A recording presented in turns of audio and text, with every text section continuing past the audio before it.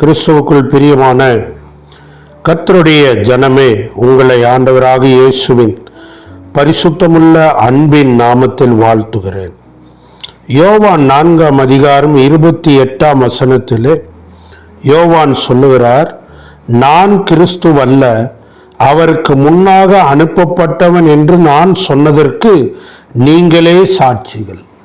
யார் இந்த யோவான் ஸ்நானகனுக்குள்ள பொறாமைய விதைக்க முயற்சி பண்ணாங்களோ அவங்க கிட்டயே இந்த யோவான் சொல்றாரு, நான் கிறிஸ்து இல்லப்பா, ரட்சிப்பிற்காக அபிஷேகம் பண்ணப்பட்டவர் நான் இல்லை, நான் அவருக்கு முன்னாக அனுப்பப்பட்ட ஆயத்தப்படுத்துகிற தூதன் என்று நான் சொன்னதை நீங்க தான் கேட்டுக்கிறீங்களே, அதனால நீங்க தான்ப்பா அதுக்கு சாட்சிகள் அப்படின்னு சொல்லி கிறிஸ்துவை உயர்த்தி தன்னை அவர் தாழ்த்துகிறார், இல்லைன்னா தன்னோட நிலையை அறிக்கை பண்ணுகிறார்.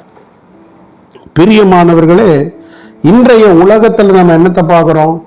ஒருத்தனுக்கு ஒன்றுமே இல்லைனாலும் தன்னை பெருசாக காட்டிக்கிறான், தன்னை பந்தாவாக காட்டிக்கிறான், தாங்கிட்ட ஏதேதோ இருக்கிறது போல ஒரு பிரமிப்பை மக்கள் மத்தியில் உண்டாக்க முயற்சி பண்ணுறான். ஆனால் இங்கே என்ன பார்க்குறோம்? யோவான் மிக தெளிவாக சொல்றாரு. என்னன்னு சொல்றாரு?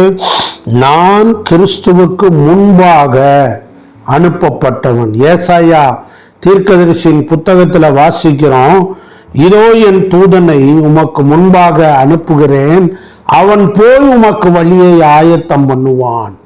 அந்த ஊழியத்தை குறித்து ஏசாயா 40 நம்ம வாசிக்கிறோம்.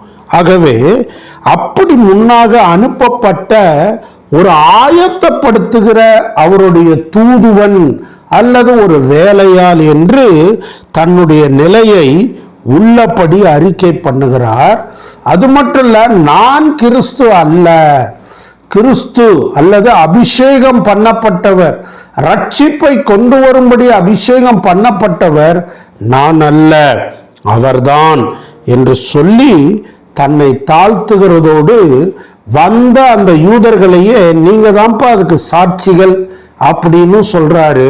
இந்த யூதர்களுக்கு ஒரு நடுக்கம் வந்திருக்கும், ஐயோ இல்லடா நம்மளை சிக்க வைக்கிறார் அப்படின்னு கூட யோசிச்சிருக்கலாம்.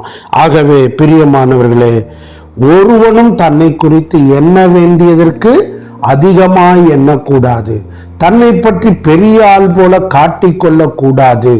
உள்ளதை உள்ளதென்றும் இல்லதை இல்லதென்றும் சொல்ல வேண்டும், அதற்கு மிஞ்சினது தீமையினால் உண்டாயிருக்கும் என்று ஆண்டவர் இயேசு கற்றுக் கொடுத்திருக்கிறார். ஆகவே பிரியமானவர்களே, உங்களுடைய நிலைமையை நீங்கள் என்னைக்குமே மறக்க கூடாது. எங்க இருக்கிறீங்க, மற்றவங்களுக்கு கர்த்தர் எந்த நிலையை வச்சிருக்கிறார், இந்த ரெண்டையும் சரியாய் புரிந்து கொண்டால் நம்முடைய வாழ்க்கையில நாம் சரியானபடி முன்னோக்கி செல்லுவோம். அது மட்டும் இல்ல, நம்முடைய வாழ்க்கையின் நோக்கம் என்ன என்பதை நாம் தெளிவாய் புரிந்து கொள்ளணும். யோவான் ஸ்நானகன் அதை மிக தெளிவாக புரிந்திருந்ததுனால நான் அவருக்கு முன்னாக அனுப்பப்பட்டவன் என்று தெளிவாக அறிக்கை பண்ணியதை வாசிக்கிறோம். அப்படிப்பட்ட தெளிவை தேவன் நமக்கு கொடுத்து நம்மை ஆசீர்வதிப்பாராக. ஆமென்.